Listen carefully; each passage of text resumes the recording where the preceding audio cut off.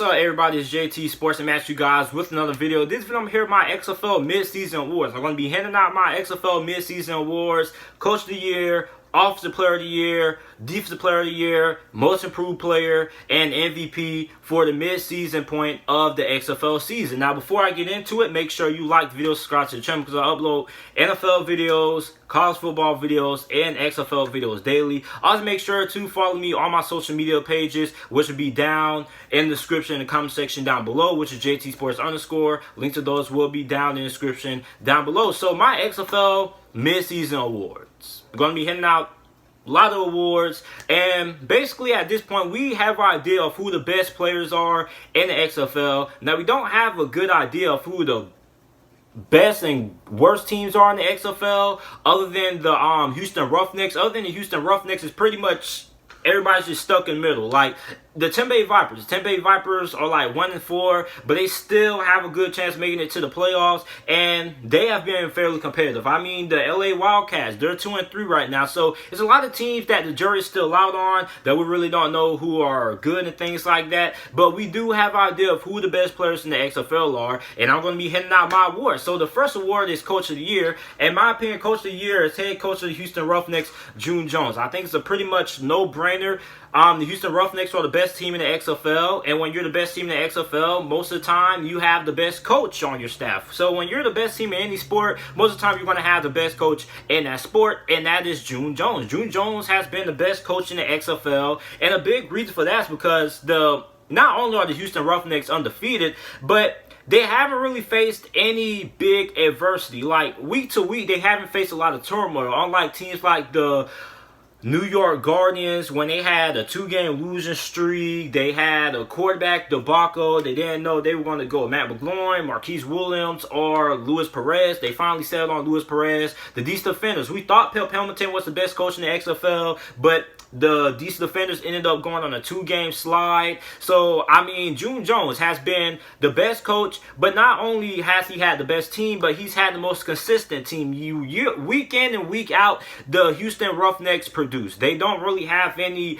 well, they do have a couple of bad games from PJ Walker every here and there, but I mean, for the most part, they've been the most consistent team in the XFL. And June Jones, man, I mean, he's gotten the most out of all the players on his team. I mean, PJ Walker is a stud. PJ Walker is going to be on the NFL roster, and I think he has a good chance of being a starting quarterback in the NFL in the future. And I think a large portion of his success needs to go to June Jones, because June Jones was able to scheme up his offense to help PJ Walker thrive with his strengths and put him in the best situations to succeed. And that's what separates the best coaches from the worst coaches. The worst coaches aren't able to scheme up their team to best benefit what their players do well. The great coaches are able to scheme up their team, scheme up their offense, their defense to what their players' strengths are and what their players do best. And that's what June Jones has been able to do for the Houston Roughnecks so far. He has a big passing attack, and I mean, it's thrived so far throughout the mid-season point of the XFL season. So, Coach of the Year for the midway point of the XFL season goes to June Jones. Now, Offensive Player of the Year for the mid-season of the XFL goes to wide receiver Cam Phillips. Now, Cam Phillips, in my opinion, is the mid-season Offensive Player of the Year. He is the leading XFL receiver in receiving yards and touchdowns, has 9 touchdowns, 31 receptions with 555 receiving yards. And Cam Phillips is also another guy who probably could be in the conversation for XFL MVP. And, I mean, I don't think a lot of people understand how hard it is to have 9 touchdowns through 5 games. I mean, a lot of NFL wide receivers aren't even getting these kind of numbers throughout 5 games in the NFL, and a lot of NFL wide receivers don't even have these kind of numbers through 8 weeks, which is the NFL mid-season waypoint. They don't even have these kind of numbers throughout 8 weeks of the NFL season. So I mean, the fact that Cam Phillips is doing this in only 5 games, it's really impressive, man. So he is the best receiver in the XFL, and he, in my opinion, is the best offensive player in the XFL, man. I mean, this dude is literally unguardable. Other than that one game that he had when he got shut down,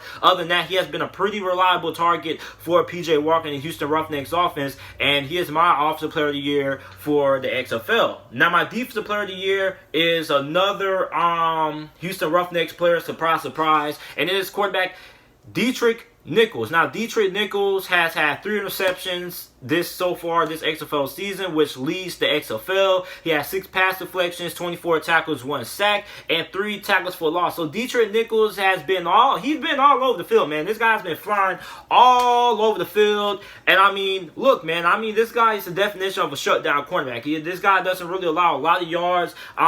He's a ball hawk. He gets his hands on the football a lot. When he's not getting his hands on the football when it comes to getting interceptions, he's also deflecting the passes down as well. He also is very good in run support as well. I mean, this guy has 3 tackles for loss at the cornerback position, 24 tackles, and a sack. So, in my opinion, he is the defensive player of the year for the XFL throughout the mid-season point. Now, my most improved player, the player who improved the most, in my opinion, or the player who I didn't really have that much high expectations for, is quarterback for the St. Louis Battlehawks, Jordan Ta'amu. Now, a lot of people were really surprised by the decision for the St. Louis Battlehawks to decide to start quarterback Jordan Ta'amu, but Jordan Ta'amu has surprised a lot of people.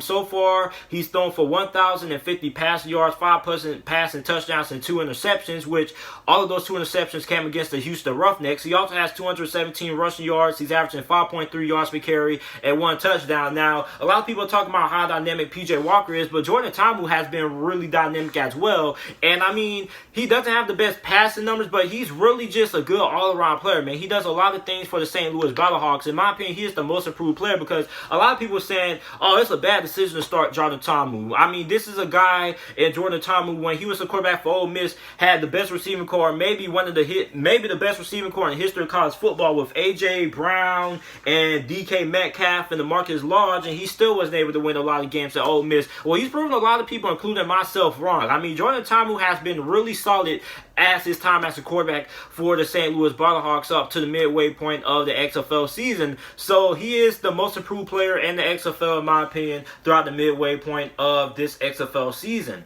Now, the award that you guys have all been waiting for, the XFL MVP. Who is the MVP of the XFL at the mid-season point? And without a doubt, no-brainer, it is PJ Walker. PJ Walker is the MVP for the XFL through the mid-season. He's thrown for 1,238 passing yards, which leads the XFL. He also leads the XFL in passing touchdowns with 15. He's only thrown 4 interceptions, has 99 rushing yards, 4.7 yards per carry, and 1 touchdown. PJ Walker is the best player in the XFL. Point blank, period. I mean, the gap between PJ Walker and the rest of the quarterbacks in the XFL, I mean, it's not even close. It's like comparing, apples to freaking spoiled apples. I mean, PJ Walker is up here. The rest of the XFL is down here. And I mean, most of the XFL teams, they struggle to even find a solid starting quarterback. I mean, most of the XFL teams besides the LA Wildcats, the St. Louis Battlehawks, and the Houston Roughnecks have all had some kind of quarterback change. So, I mean, for PJ Walker, he's been the best player in the XFL. I mean, this guy's dynamic. He's the XFL's equivalent to Lamar Jackson in a lot of people's eyes, but I don't think he's Lamar Jackson. I think he reminds me a little bit more of Russell Wilson. Now, he doesn't. Now, he's a lot more athletic than what Russell Wilson is, but his ability to extend plays in the pocket, because, listen, I can understand Lamar Jackson comparisons, but PJ Walker used to run around making all these crazy, big, explosive 60-yard touchdown runs and things like that. He runs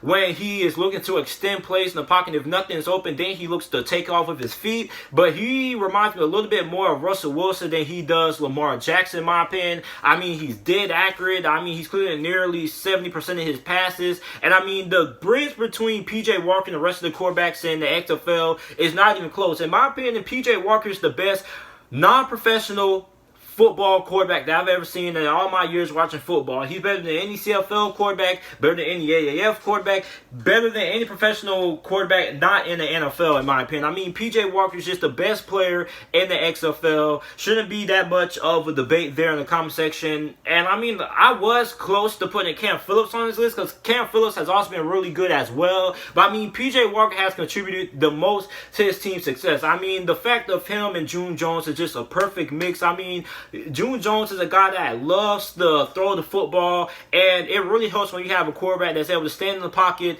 and extend plays and also make things happen with his feet when plays break down and nobody's able to get open. So in my opinion, PJ Walker is the XFL MVP. Shouldn't be that much of a debate down in the comment section. So let me know what you guys think about my XFL Mid-Season Awards. Who is your MVP? Who's your most improved player? Let me know your XFL Mid-Season Awards down in the comment section down below. Also make sure to like the video, subscribe to the channel for more NFL videos and XFL videos. And thanks for watching.